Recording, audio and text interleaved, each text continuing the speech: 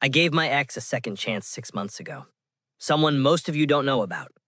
Someone I kept private. Someone who wasn't in the headlines or tabloids. Just a woman I loved who I thought loved me back. She came back into my life saying she'd changed, saying she wanted another chance, saying she still loved me. I believed her. I shouldn't have. If you've ever been used by someone you trusted, comment "used" below. I'm recording this because I need to talk about what happened. Not to shame her, not to get revenge, but because I learned something painful about money and relationships and trust. And maybe someone else needs to hear it before they make the same mistake I did. This is about being used, about how wealth complicates every relationship, about how you can never be sure if someone loves you or loves what you have. I'm not going to say her name. I'm not going to identify her. She deserves privacy even though she didn't give me honesty. But I need to tell this story.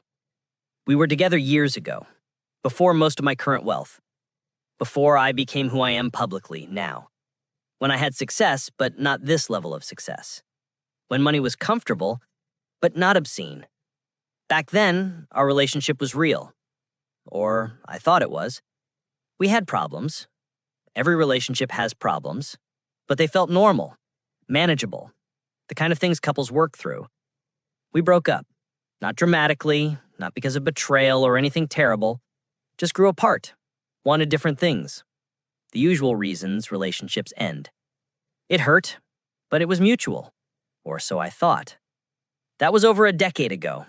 I moved on, built more, achieved more, became significantly wealthier, and she disappeared from my life completely, until 6 months ago.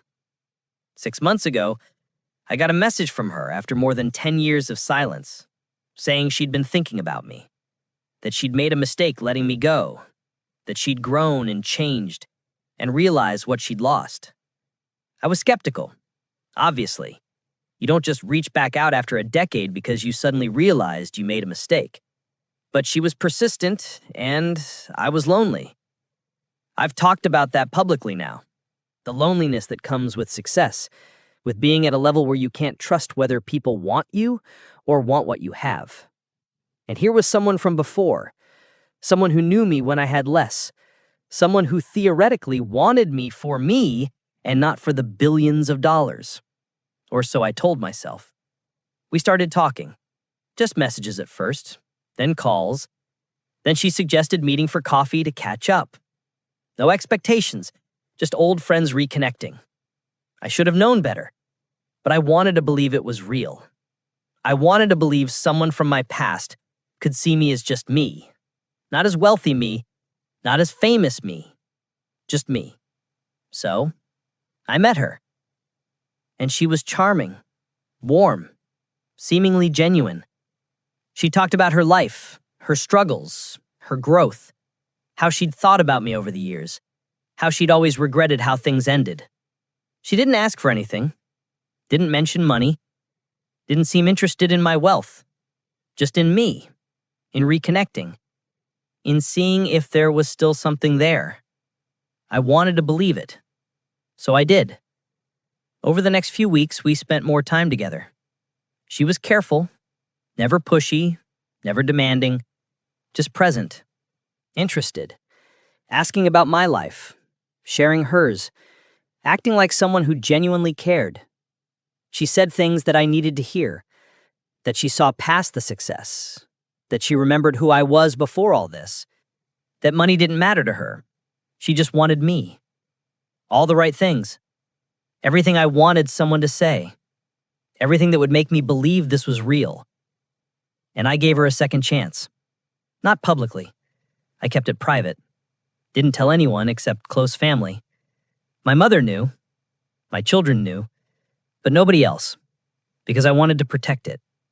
To see if it was real before making it public. We started seeing each other regularly. Not living together. Not officially back together. But dating. Reconnecting, exploring whether what we had before could exist again. She was careful, never pushy, never demanding, just present, interested, asking about my life, sharing hers, acting like someone who genuinely cared. She said things that I needed to hear, that she saw past the success, that she remembered who I was before all this, that money didn't matter to her. She just wanted me. All the right things. Everything I wanted someone to say, everything that would make me believe this was real, and I gave her a second chance. Not publicly.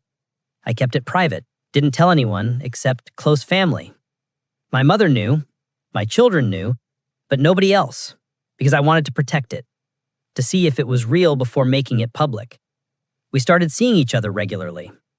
Not living together, not officially back together, but dating, reconnecting, exploring whether what we had before could exist again. She continued to be perfect, supportive, understanding, never asking for anything, never mentioning my wealth, just being there, being present, being exactly what I needed at a time when I was feeling isolated and alone. For 4 months, I believed it was real. I believe she came back because she genuinely cared, because she saw me, because the connection we had years ago was still there. I was wrong. I found out by accident, not through investigation, not because I was suspicious, just pure chance. A month ago, I was at my mother's house. She lives simply despite what I could provide for her. She values privacy, simplicity. She's not impressed by wealth. She mentioned casually that she'd run into someone who knew my ex, someone from her circle of friends, and this person had mentioned something. My ex had been struggling financially for years. Serious financial trouble, debt, failed business ventures, living beyond her means and drowning in the consequences. My mother mentioned it as background, not as accusation. Just, did you know she was in financial trouble? I didn't know. She'd never mentioned it, never hinted at financial stress, never asked for help, never gave any indication that money was a factor in her life at all. But suddenly, pieces started clicking together. The timing of when she reached back out, right after her financial situation, had become critical. The way she'd never asked for anything directly, because that would be too obvious. The way she'd positioned herself as someone who cared about me, not my money, while carefully cultivating a relationship with someone who could solve all her financial problems. It was strategic, calculated, patient, and I had fallen for it all. I confronted her, not angrily, just directly. I said, I know about your financial situation. I know it's been bad for years. I know the timing of when you came back into my life. She denied it at first, said I was being paranoid, that my wealth was making me suspicious of everyone, that she genuinely cared about me and it hurt that I'd accuse her of using me. But I pressed, and eventually she broke. Not with full admission, but with enough truth. She said, yes, she was struggling financially, yes. That was part of why she reached out, but she also genuinely cared.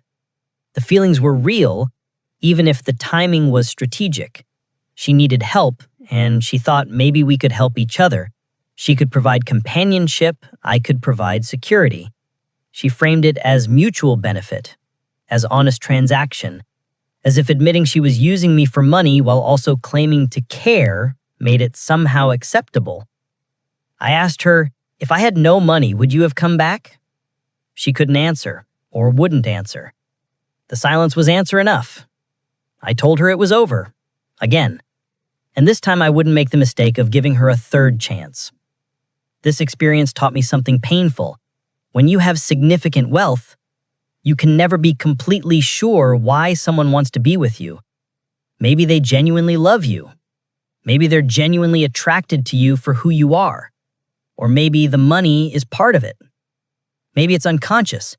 Maybe they tell themselves it's about you while the security you provide is quietly influencing their feelings. With her, it was conscious, calculated. She knew what she was doing. She planned it, executed it carefully, almost got away with it. But even when it's not that calculated, even when people aren't actively trying to use you, wealth changes relationships. It creates power imbalance. It creates dependency. It makes it impossible to know what would exist without it. That's the curse of wealth. You have everything, and you can't trust that anyone wants you for anything other than everything you have. Here's the thing about having money. It solves many problems, but it creates one massive problem. You can never know if people's feelings for you are genuine. Friends. Are they really friends? Or are they enjoying the lifestyle your friendship provides? Romantic partners. Do they love you? Or do they love the security, the comfort, the access, the lifestyle that comes with you? Family. Even family gets complicated. Children. Siblings. Extended family. Do they care about you or about what they might inherit? About what you can do for them financially? I'm not saying everyone is using me. I'm not saying all relationships are transactional. But I am saying I can never be certain. There's always doubt. Always the question, would they still be here if I had nothing? With her, I thought I had my answer. She knew me before the massive wealth. She came back after years. She seemed genuine, and she was